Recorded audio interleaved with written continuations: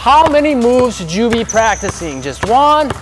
Should you be practicing 10, 20, 100? In this video, I'm gonna give you a detailed answer, but a simple approach that's gonna change your basketball career forever if you put it in place. I've seen this help hundreds of players that I've worked with in person, thousands of players online. I know it's gonna help you too. Throughout, I'm gonna give you the secrets you need to know as far as what you should be paying attention to, what you should be working on, and how you should be approaching your moves. And this can literally make a massive impact on your game in as little as 1 week. Coach Jesse Minshew with Get Handles Basketball, where we train harder and smarter so you can play like the pros. The first thing we want to talk about with moves is you don't want to be practicing a ton of different moves to some degree. There's a level of detail that you got to pay attention to on this. You don't want to be practicing like, okay, I'm going to work on a between the legs into a crossover. Okay, I'm also going to work on an inside out into a crossover. I'm also going to work on a crossover into a behind the back and do a reverse between the legs.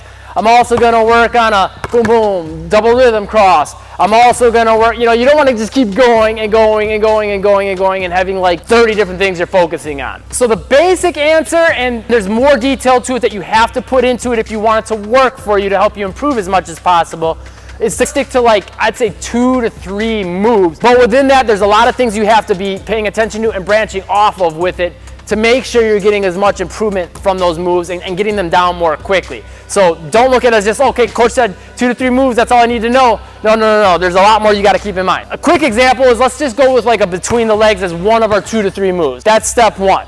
That's one of the 2 to 3 moves we're going to focus on, and you want to stick with that, I would say 2 to 3 weeks, possibly up to a month, maybe even 2 months, until you feel like you really mastered it. But you want to make sure you're approaching it with these next things that I'm going to give you. You got your 2 to 3 moves figured out. One of them is your between the legs.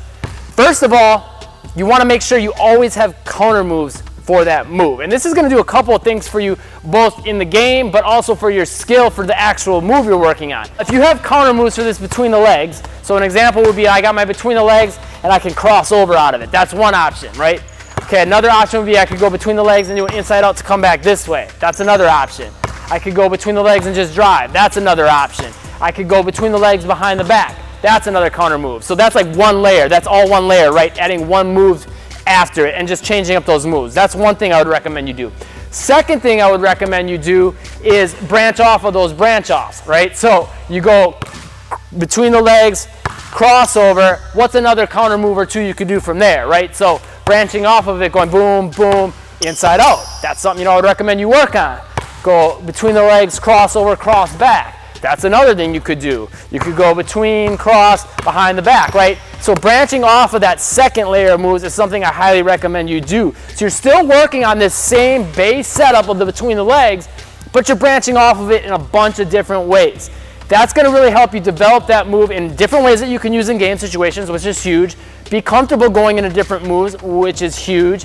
And then on top of that, you're just going to be really refining that actual between the legs, because you're going to have to change your hand positioning with the hand that's catching the dribble for all of them. So if I'm going to go into behind the back, I want to catch with my hand more here so I can pull it back. But if I want to go into a crossover, I want my hand facing more this way so I can push it forward, right?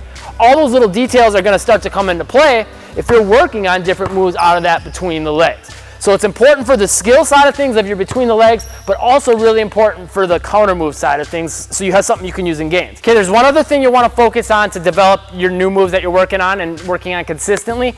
And then you also want to keep in mind, just before I said, spend a week, maybe 2, maybe up to 2 months working on a move until you got it down. Then what do you do with it? Well, I'm going to go over that a little bit later. But the next thing you want to make sure is that you're working on variations of the actual move. Basically what I mean by that is you've got your between the legs, right? Okay, so you got your regular between the legs where you jab out with this foot. Well, what about dropping down with both feet splitting apart? That's a little bit different variation. What if I move my body the opposite direction? That's another little different variation. What if I hop my feet to the side? That's a different variation. What if I step with this foot? That's a different variation. A lot of this comes down to the footwork side of things, but it could also be the dribbling angle, right? I could do it between the legs to come more sideways. I could do it more forward. I could do it more back, right? Focusing on that hand positioning when you're releasing the basketball and working on those different variations is big. You can work on different speeds, different timings, different ball angles, different footwork combinations, doing it lower, doing it higher, doing it slower, doing it fast. If you want some more specific moves though, like as far as changing the footwork before, like I was talking about, dropping down, things like that, I'm gonna link you at the end of this video to 2 videos you're gonna love. One's gonna give you different variations of the crossover, and then the other one's gonna give you different variations for this between the legs. One of the biggest benefits of approaching your training this way is that you'll understand all the little details and nuances of a move by doing it repetitively. Because when you're doing it on a day-to-day basis, you can kind of build off of what you learned the day before and look for things that you found out the day before. And doing it over and over and over is a way that you can get that in that you just wouldn't if you're just working on a million different moves. Plus, if you have a move down and you can only do it one certain way, if I can only do my between the legs this way and go, I'm really limited in that move. And now I won't be as confident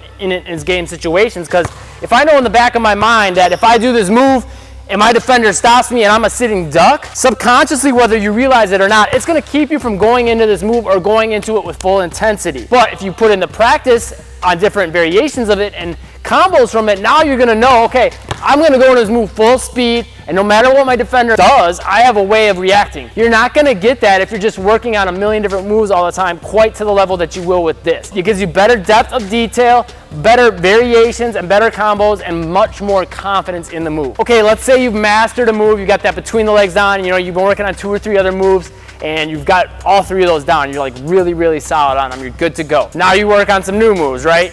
But what do you do with those old moves, right? What I've always found for myself and players I've worked with is you don't need to spend a ton of time on something when you've really mastered it to keep it crisp. I would say revisit that move maybe once, twice a week. You don't have to put in a ton of repetitions. Spending like 5 minutes on it just to make sure it's still sharp is good. But you might want to work on some things to take it next level, which if you've been working on counter moves and variations, you already probably have gotten it to a pretty high level. But you can always work on different things to develop speed with it, you know, using different types of training methods, using tennis balls, different types of training gear and things like that to amplify the effect you get out of it. But it's kind of like riding a bike. If you haven't been spending a lot of time on it and you go back to it, you should be able to get it crisp pretty quick again if you maybe haven't practiced it in months.